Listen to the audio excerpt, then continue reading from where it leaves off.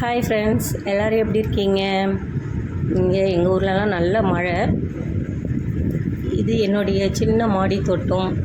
ஒரு 2 வருஷத்துக்கு முன்னாடி மாடி ஃபுல்லாக செடியாக வச்சுருந்தேன். ஹவுஸ் ஓனர் பிரச்சனையினால் எல்லா செடியும் எடுத்து கொடுக்குற மாதிரி ஆகிடுச்சி. ஃப்ரெண்ட்ஸுக்கு தெரிஞ்சவங்களுக்கு அக்கம் பக்கத்தில் இப்படி எல்லாத்தையும் எடுத்து கொடுத்துட்டேன். கிட்டத்தட்ட 90 செடி கிட்டே வச்சுருந்தேன். ஃபஸ்ட்டே சொல்லியிருந்தாங்கன்னா வைக்கக்கூடாது அப்படின்னு சொல்லியிருந்தாங்கன்னா நான் அவ்வளோ தூரம் வாங்கியிருக்க மாட்டேன். ரொம்ப தேடி தேடி வாங்குவேன் ஏர் கலெக்ஷனாக வாங்கி வச்சேன். ஒரு பக்கம் ஃபுல்லாக ஃப்ளவர்ஸ், ஒரு பக்கம் ஃபுல்லாக சுவாமிக்கு தேவையானது பெரிய நெல்லி, வில்வம், துளசி இந்தமாரி நிறையா வச்சுருந்தேன். பழச்செடிகள்லாம் வச்சுருந்தேன். எல்லாத்தையும் எடுக்கணுன்னாவே எனக்கு என்ன பண்ணுறதுனே தெரியல. மண் மூட்டையெல்லாம் தூக்கிட்டு 2 மாடி ஃபுல்லாக ஏறி வந்து ரொம்ப கஷ்டப்பட்டோம். அதை வளர்த்து இதாக்க எடுங்கன்னு சொன்னோடனே ரொம்ப கஷ்டமாயிடுச்சு. அப்போ தான் வாடகை வீட்டில் இருக்கிறோம் அப்படின்றதே உணர்ந்தேன். சொந்த வீடு இல்லையேன்றது ரொம்ப கஷ்டப்பட்டோம்.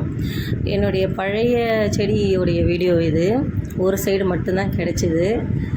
இன்னும் 2-3 சைடு இது கிடைக்கல எனக்கு. சீக்கிரமே வேறு வீடு பார்த்துட்டு போகணும். வேறு வீடு பார்த்துட்ருக்கோம். கிடச்சிடுச்சின்னா நேசப்படி மறுபடியும் நான் நல்லா செடி வைப்பேன். ஆனால் மாடியாக இருக்கக்கூடாது, கிரவுண்டில் வைக்கிற மாதிரி எனக்கு கிடைக்கணும்.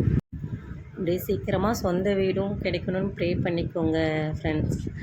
சொந்த வீட்டோட அருமை இந்தமாரி வாடகை வீட்டில் கஷ்டப்படும் போதும் ஒருத்தவங்க ஒன்று சொல்லும் போதும் தான் நம்மளுக்கு தெரியுது.